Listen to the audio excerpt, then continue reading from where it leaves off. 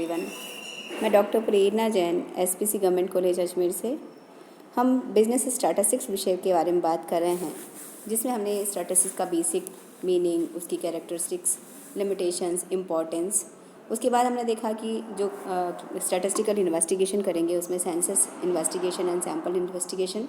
Last lecture हमने लिया था कि किस तरह से सैम्पल के थ्रू डेटा कलेक्ट करके उसके बाद उसके बारे में डिसीजन मेकिंग किया जाता है। अब जब हम प्रैक्टिकल करने जाएंगे तो जो स्टैटिस्टिकल इन्वेस्टिगेशन हम कर रहे हैं उसके अंदर हम डेटा को कलेक्ट कर लेते हैं। तो कलेक्शन ऑफ डेटा तो हमने देख लिया है कि हम डेटा को कलेक्ट कर लेते हैं, लेकिन जो कलेक्टेड डेटा है अगर उसको हमें कंपैरेटिव प्रेजेंट करना है या उनको इस तरह से यूज़ करना है कि कोई डिसीजन आपको लेना है, तो जितने भी हमने डेटा कलेक्ट किया है, जितना भी आपने समंक इकट्ठा किया है, उसको थोड़ा सा आपको सिस्टमैटिक अरेंज करना पड़ेगा ताकि आप डेटा का एनालिसिस और इंटरप्रिटेशन ढंग से कर सकें। यानी जो भी हमने संकलित किए हैं समंक, उनको वेरियस क्लासेस में बांटकर एक तुलनात्मक सारणी रूप में हम उसको प्रस्तुत करने की काम करेंगे। और ये जो तुलनात्मक हम प्रेजेंटेशन करते हैं उसमें पहली चीज़ आती है क्लासिफिकेशन ऑफ डेटा और दूसरा आएगा टेबुलेशन ऑफ डेटा। क्योंकि जे.आर. हिक्स कहते हैं कि अगर हम वर्गीकृत कर देते हैं, क्रमबद्ध कर देते हैं, तो ऐसे में सिस्टमैटिकली अरेंज जो डेटा होता है वो खुद अपने आप ही बोलते हैं, यानी स्पीक्स देमसेल्व्स। वो उनको देख के आपको कुछ चीज़ समझ में आ जाती है। Unarranged they are as dead as mutton, यानी अगर वो अव्यवस्थित है तो ऐसा लगता है जैसे कोई मांस के तुल्य मृत होते हैं।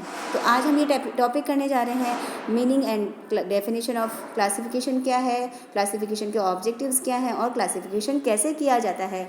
तो मीनिंग के लिए तो मैंने आपको क्लियर ही कहा है कि जो भी डेटा हमने कलेक्ट किया है उसमें उसकी जो अनुरूपता है, जो उसकी सिमिलरिटी है, उसके बेसिस पे अगर हम वेरियस क्लासेस में या वेरियस ग्रुप्स में डेटा को डिस्ट्रीब्यूट कर देते हैं, डिवाइड कर देते हैं, तो ये जो प्रोसेस है उसे क्लासिफिकेशन कहा जा सकता है। यानी classification is the process of arranging data into homogeneous, समरूपता के हिसाब से जो एक जैसी बात है उनको अलग निकाल के रखिए, होमोजीनियस क्लासेस एंड कैटेगरीज।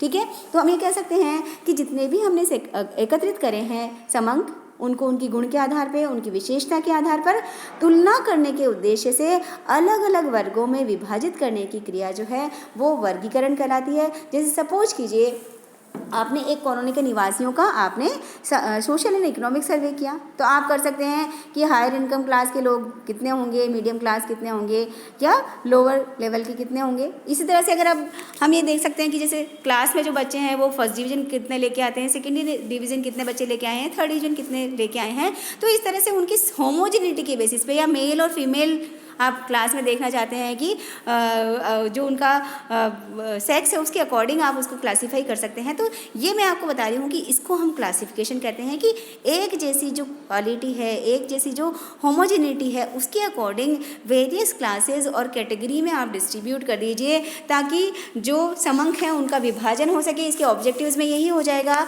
कि डेटा इजी और कंसाइज बन जाता है। जो इन्फॉर्मेशन है उसमें से क्लियर पता लग जाता है कि वो इन्फॉर्मेशन में सिमिलरिटी क्या क्या है, किन किन चीज़ों में सिमिलरिटी है और किन किन चीज़ों में समानता नहीं है। उसके बाद अगर आपको तुलनात्मक अध्ययन करना है तो ये हेल्प्स इन कंपेयर, यानी तुलना करने में आपको सहायता देता है।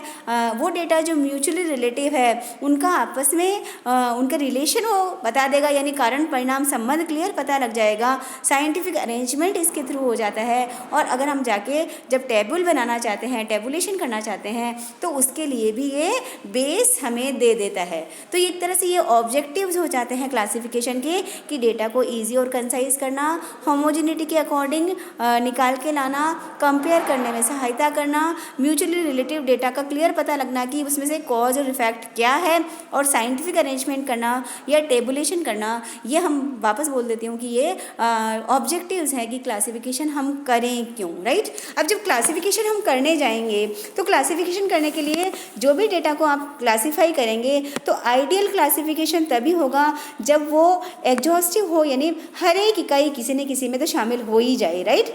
उसके बाद वो जो बेस है वो आपका वेल डिफाइंड होना चाहिए। जो वर्गीकरण आप करने जा रहे हैं उसका आधार ऐसा होना चाहिए जो स्थिर रहे, रोज़ रोज़ आपको चेंज नहीं करना पड़े।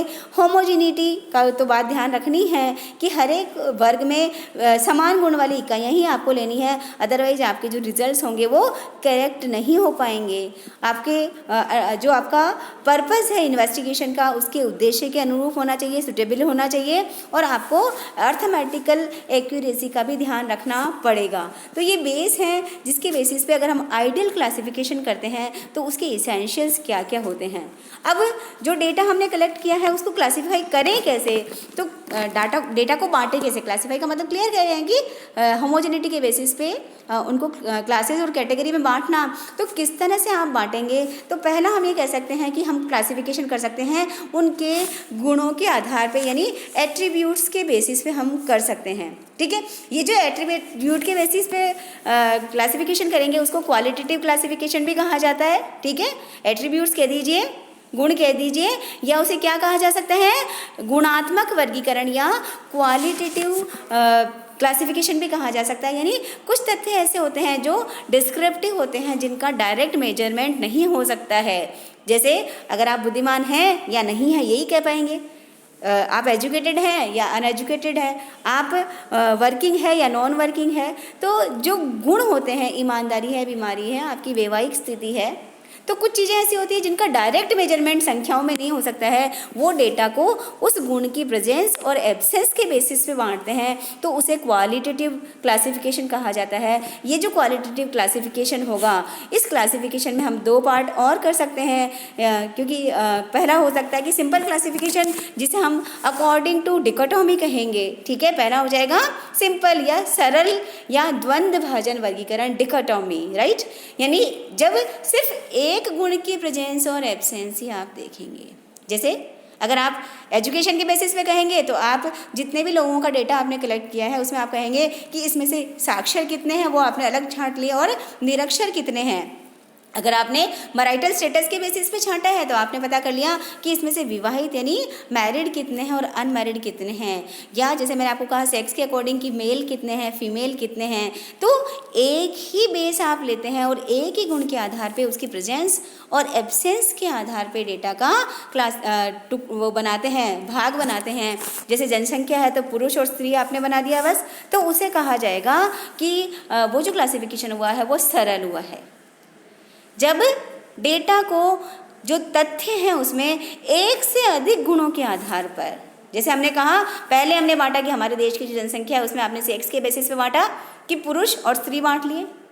अब ये जो पुरुष और स्त्री है उसमें आपने कहा कि एजुकेटेड है या अनएजुकेटेड है, तो 4 कॉलम और बन जाएंगे। पुरुष जो एजुकेटेड है, पुरुष जो अनएजुकेटेड है, स्त्री जो एजुकेटेड है या फीमेल जो अनएजुकेटेड है। फिर और आप बढ़े जाइए कि पुरुष एजुकेटेड तो है पर एम्प्लॉयड है या नहीं है। तो आपने 2, 3, 4 तरह के और बेस बना लिए। पहला बेस आपने सेक्स लिया, दूसरा बेस उनका एजुकेशन लेवल लिया, तीसरा उनका एम्प्लॉयमेंट लिया। तो उस टेबल को और आप बढ़ाते चले जाइए तो उसे कहते हैं पहले एक गुण के आधार पे 2 वर्ग बनाए, फिर दूसरे गुण के आधार पे फिर 2 और उपवर्ग बनाए। इस तरह से ये क्रम अगर हम जारी रखते हैं तो उसे मैनीफोल्ड क्लासिफिकेशन कहा जाता है।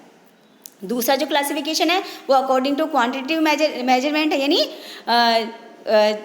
उसकी संख्या के आधार पे हम कर सकते हैं। क्लियर माप हो सकता है, आपकी वेट, आपकी हाइट, आपकी एज, आपकी इनकम, आपके एक्सपेंडिचर, आपकी सेल, राइट। ये कुछ चीज़ें हैं जो जिनका क्लियरली मेजरमेंट हो सकता है। तो ऐसे जो वेरिएबल्स होते हैं उनका जो एनालिसिस होता है वो classification according to quantitative measurement, जिसमें एक तो सीधा ही क्वांटिटेटिव क्लासिफिकेशन हो गया, यानी जिन्हें नंबर्स में, जैसे मैंने आपको कहा कि आपने कितने मार्क्स लिए, आपकी हाइट कितनी है, आपका वेट कितना है, आपकी एज कितनी है। तो ऐसे डेटा को हम कहते हैं क्वांटिटेटिव क्लासिफिकेशन कि भाई 0 से 20 नंबर लेने वाले 5 स्टूडेंट है, 20 से 40 नंबर लेने वाले 10 स्टूडेंट है। जैसे आप कहें कि मार्क्स के अकॉर्डिंग हमने बांटा है, राइट। तो ये हो जाएगा जो लास्ट पॉइंट लिखा है मैंने, क्वांटिटेटिव क्लासिफिकेशन। उसके अलावा हम ये कर सकते हैं कि जो भी डेटा हम कलेक्ट करेंगे उसको हम डेटा को हम ये पता करेंगे। जैसे आपको पता करना है कि हमारे राजस्थान में कितने कॉलेज हैं, तो आप ये पता करना चाहेंगे कि जयपुर में कितने कॉलेज हैं, आपने पता कर लिया जयपुर में 6 कॉलेज है, अजमेर में 15 कॉलेज है या 10 कॉलेज है, या जोधपुर में कितने हैं, बीकानेर में कितने हैं, भरतपुर में कितने हैं, कोटा में कितने हैं। तो समंकों का वर्गीकरण अगर स्थान या क्षेत्र के आधार पे किया जाता है, ठीक है। हमारे यहाँ पे जैसे अगर पूरे इंडिया के लेवल पे करें तो ऐसे में जैसे प्रोडक्शन के बेसिस पे करें कि भाई कौन से एरियाज हैं जहाँ पे गेहूं का प्रोडक्शन होता है या चावल का प्रोडक्शन होता है या टी का प्रोडक्शन होता है, तो देश के राज्य के आधार पे या geography east west north south के आधार पे करें तो उसे ज्योग्राफिकल क्लासिफिकेशन कहेंगे। नेक्स्ट क्लासिफिकेशन होता है क्रोनोलॉजिकल, यानी टाइम के बेसिस। क्रोनोलॉजिकल का ऑप्शन क्या हो जाएगा दूसरा, और टाइम क्लासिफिकेशन, यानी समंकों को टाइम के बेस, यानी चाहे घंटा है, चाहे दिन है, चाहे सप्ताह है, चाहे माह है या चाहे साल है, अगर उसके आधार पर वर्गीकृत किया जाता है तो ऐसे में वो जो क्लासिफिकेशन होगा वो क्रोनोलॉजिकल होगा। जैसे 2010 के अंदर इंडिया में पॉपुलेशन कितनी थी, 2015 में कितनी हो गई, 2020 में कितनी हो गई, या 2010 में एक कॉलेज में कितने बच्चों ने एडमिशन लिया, 11 में कितने में लिया, 12 ने कितने में लिया, राइट। तो ईयर्स के बेसिस पे, या आप मंडे को कितनी बारिश हुई, ट्यूसडे को कितनी बारिश हुई आप देखना चाहते हैं आपके शहर में, तो भी वो लिया जा सकता है। तो डे हो सकता है, मंथ हो सकता है, ईयर हो सकता है, या घंटे। जैसे बुखार का मेजरमेंट करना है, सब कुछ कीजिए, अभी कोरोना वायरस चल रहा है, आपको एवरी 2 आवर्स में या 6 आवर्स में आपको देखना है कि जो पेशेंट है उसका बुखार का लेवल कितना है, तो आप 2 घंटे 4 घंटे या हर 1 घंटा आप उसका टेम्परेचर लेते हैं। तो इस तरह से समय की जो इकाई है, घंटा, दिन, सप्ताह, माह या ईयर, उसके बेसिस पे अगर डाटा को बांटा जाता है तो वो हमारा क्रोनोलॉजिकल क्लासिफिकेशन हो जाता है। तो जब हम प्रैक्टिकल करने जाएंगे तो सबसे पहले हमें जो क्लासिफिकेशन हम करेंगे उसके अंदर हमें देखना पड़ेगा जो हमारा क्लासिफिकेशन है वो क्वालिटेटिव डेटा का है या क्वांटिटेटिव डेटा का है। और अगर ज़्यादातर हम जो शुरू का स्टैटिस्टिक्स करते हैं उसमें हम क्वांटिटेटिव मेजरमेंट वाले डेटा को ही लेंगे, classification according to quantitative measurement ही करेंगे। तो बस ये हो सकता है कि हम क्रोनोलॉजिकल करें, क्वांटिटेटिव डायरेक्टली करें या ज्योग्राफिकल करें, उसके बेसिस पे हम डेटा को अरेंज करेंगे। Thank you.